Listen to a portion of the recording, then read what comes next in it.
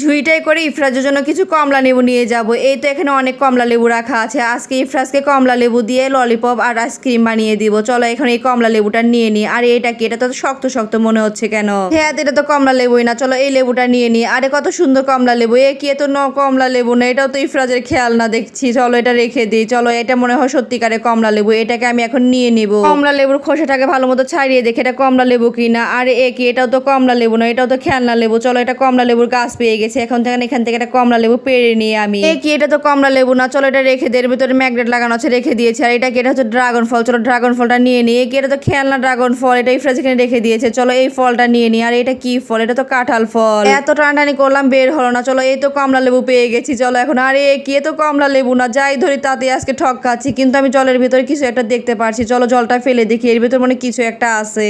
আরে কি, এই তো কমলা লেবু। তোমরা লাইক দিয়ে চ্যানেলটাকে সাবস্ক্রাইব করে এখন এগুলো জুস করে ফেলবো।